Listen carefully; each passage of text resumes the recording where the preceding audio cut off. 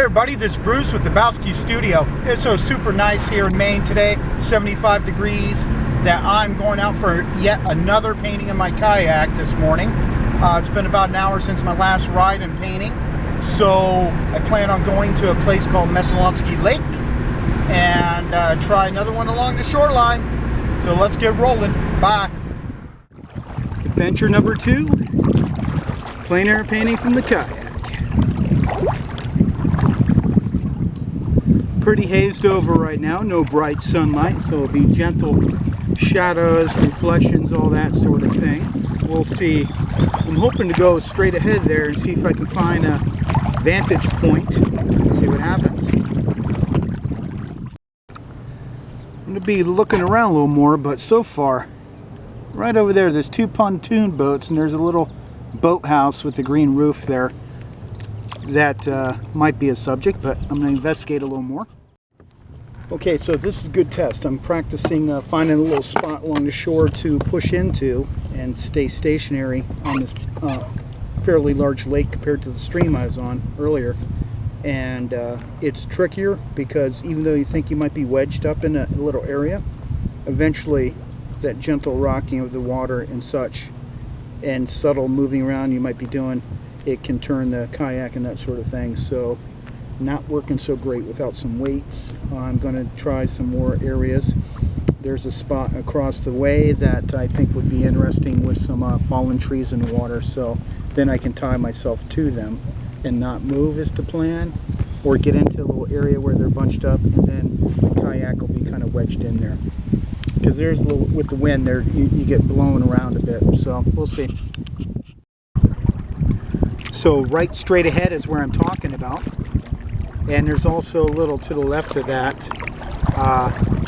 some more kind of collected timber sort of stuff, so we'll see game material there, or at least a place to anchor and do another shot of some houses across the way. Okay, we're going to get started. I'm wedged in here with some stumps, and here's my view. Going to be doing those boats right straight out ahead. You can barely see them, kind of moored out there as a little focal point, and on of course 6x8 using the palette Ivory Black, Titn Wht, Ultramarine Blue, Rose Madder, Cad Yellow Pale. Let's get rolling. This one I'm just going to paint so I can test out my new microphone that I bought, and I'm not anchored or tied to this tree, and I'm just hoping the breeze blowing towards me with the current will kind of wedge me in here and keep me steady. We'll see what happens. Hey everybody, what's going on? So I hope you like the audio in this video. I'm using my new microphone.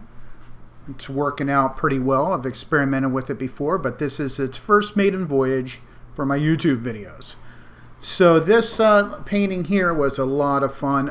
Painting from the kayak in general, I got a couple more videos coming up that are going to be super awesome, and I think you'll enjoy them. I just like being outdoors and such, and trying to combine some physical activity with painting. I've been caught up in the painting so much that I've been missing a little bit of physical exercise, so it's been great. And here I'm doing my usual, just kind of trying to knock in some darks. I work differently depending on what I'm painting for my method of tackling the subject. It all depends on what I'm painting and time constraints and other sort of things. This one, of course, starting with the dark masses, and then I'll lay in my lights and such. As you can see here, I'm kind of putting in a little bit of a green, just hints here and there, to get some layering of the different greens. And though I was kind of wedged in pretty good with these logs, you can see on the side there and of the water that it's still kind of rocky a bit, but this is the experiment that I'm trying for. So what I tried to do in this painting is I'm working on just getting the panel covered. I usually do that anyway with most of the plein air work. Just get a base layer on there, and then you can start pushing and pulling. And here I'm working on, on the sky. And I wanted to go out today, even though it was a little breezy and the water was moving pretty good, because it was a lot of interesting cloud action going on. We had some weather coming through, nothing too serious, but sometimes it's just boring to paint on a beautiful blue day. I know that sounds odd, but if you're just hanging out in the sun, going to the beach or something, yeah, that's great. But I, as an artist, I really like to see some cloud action going on. Makes it more intriguing to paint, and I really like how this sky came out in this painting. You'll see at the end, but I'm really just kind of getting the paint in there and letting it intermix. I don't clean my brush too often. I just pick up more paint and let it intermix with what's already there in different regions, like with the sky, to give it more of a natural look. And I think that's kind of fun to do. And I'm working with a fairly large, for this scale, it's not too terribly large. I think it's of size 4 or 6 filbert, I do believe, and just to get some paint coverage again. I feel if you use too big a brush, I think it starts to take away from the painting and the subject with the look of the paint strokes potentially. So I'd like to watch out for that, have it kind of be in scale to the piece. So you can see how there's lots of activity in the sky, and that'll tie in with the water quite a bit later on. Now here I'm just adding some variety to that tree line, and you see I don't use too many strokes. I plant a stroke and I leave it for those initial strokes, and then I can come back, and as the tree's going away I can soften the edges. Now I'm starting to get into a little bit of water action, and I don't just scrub in necessarily with a flat tone. I like to, as I mix up a tone, I'll think of the Impressionist painters and I'll add strokes throughout an area in the painting, because water's refractive and it's not just a flat glassy plane, especially on a day like this with the wind. But it'll help integrate all the layers of the water as it recedes back, and of course there'll be different values in the foreground to the background, and different lighting effects potentially, but you get the gist. And for this kind of windy day, it's also going to suggest the moving water and that sort of thing. If I got too caught up, especially for this scale, with detail in the water, then it's just going to be too distracting for the overall effect of the piece. I'm trying to get an overall look to the painting. So you can see there's still gaps in certain parts of the water, and I'll just mix up new paint, stealing some of the previous mixture, lightening some of the previous mixture, adjusting color potentially, and it kind of all just comes from the mother color and integrates. I'll go a few strokes, and depending on where I want maybe some softer edges, I'll keep going because it's integrating with the wet paint already on there. If I want stronger strokes, I'll mix up fresh paint and do maybe 3 or 4 strokes and reload the brush.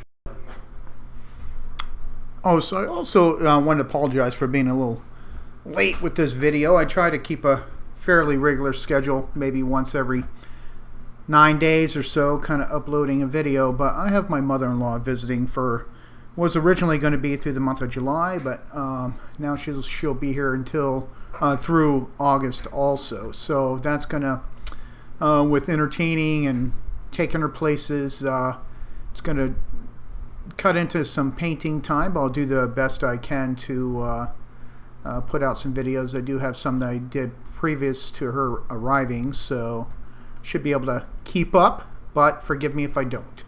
And here I am just kind of cutting in, as you saw, some starting to chisel out some lights and darks in that tree line in the back in the distance, and the tree line on the right. Light, of course, is coming from my left, and I think it's some nice drama that we have starting to come along. And I just keep adding some lighter values as the painting progresses, and dipping into the paint fairly frequently to get some bright chromatic areas.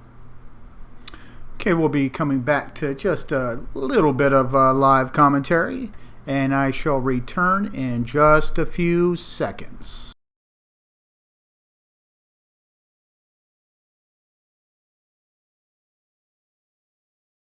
Well, I'm limping along. The wind is blowing pretty good here, and the painting itself is looking kind of choppy, but you know, you're not going to be able to have too steady of a hand when you're out doing this sort of thing for these conditions here, as opposed to the stream painting I did. But you know, I'm going to keep going. I like some elements in it, and of course you can finesse it up when you get home. So let's continue. Yeah, so I did a painting in the stream first, a local stream, and I'll be working on that shortly, but that was easier because the stream was very quiet, not very wide, and I definitely wanted to experiment using no weights on more open water like this lake and see what kind of challenges I would face. Because, yeah, I could carry some weights, and I've done it before, but it really can be, you know, you start getting into too much gear that you got to cart around. It depends on where you're kayaking, but if you want to haul your kayak a little bit of a distance, it can be a little troublesome. So I shall return in a few moments, getting back to some live commentary. Just getting in a few boats.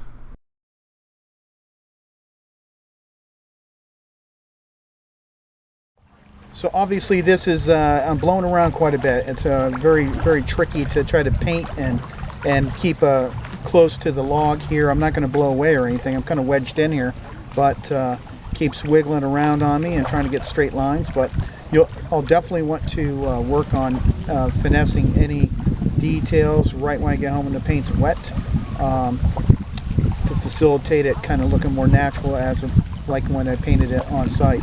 So I'm going to persevere against the wind and everything, and onward. Yeah, this little spot actually worked really well. It's just moving just enough to have to adjust maybe every, I don't know, 7 minutes or something, just a tad.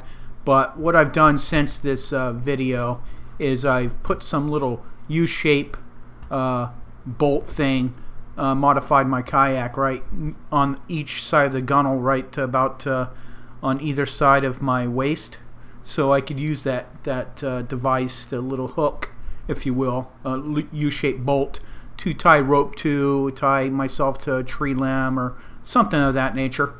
So that should help in the future. Here I am putting details for like little cabins and such, and you think, well, how are you going to get a little bit of detail as you're bumping around in the boat and that sort of thing? I did actually fairly well, better than I thought when I got it home. But one thing to keep in mind is when you're doing something like this, don't worry so much about trying to create an exact shape with your positive color, like right now, the positive being the light toned of the cabin. It's cutting back around it with the tree color, which will be coming up here to define edges that you want to define. And that's the key, because it's easier to work with a bigger mass of color around. You see what I'm doing right here? Boom. All of a sudden there's a nice edge to roof. Plant, pull, don't muddle around too much, and you can create that look of rooftops and such. It doesn't have to be super exact. Here I am experimenting with just scratching in a few tree limbs. It worked all right. You know, you probably really need to work on a white panel for that to show up well, but it's a way you could potentially scratch out some paint to get in some light toned in an easier fashion rather than going over dark paint. But I was just playing around, putting in some hints of highlight on the lawns and lighter as it drifts away as the shadows from trees and such cast onto the lawn. Just little hints of highlights and key areas. I really like how that turned out. Defining a few more little treetops. Pretty cool. Now back to some commentary here.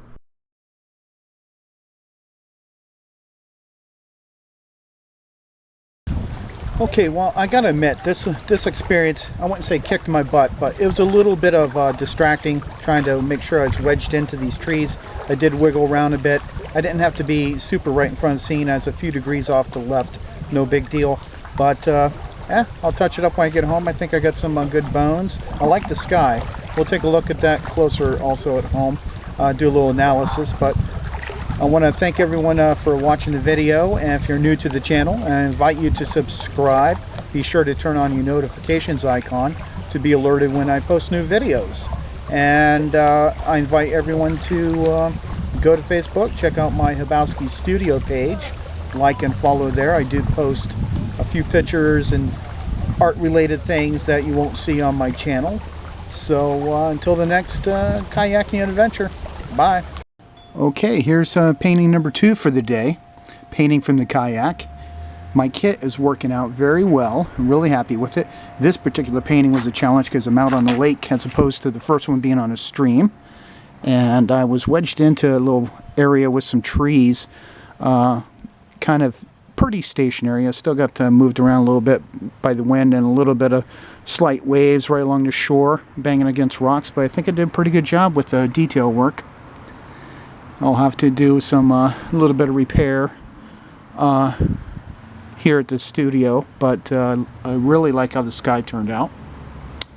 Really happy with that, and overall I think it's a nice painting. The water needs some work to suggest it wasn't like white caps or anything, but I think there's enough movement in there. I don't want to take away from the trees and the detail and the boats and stuff.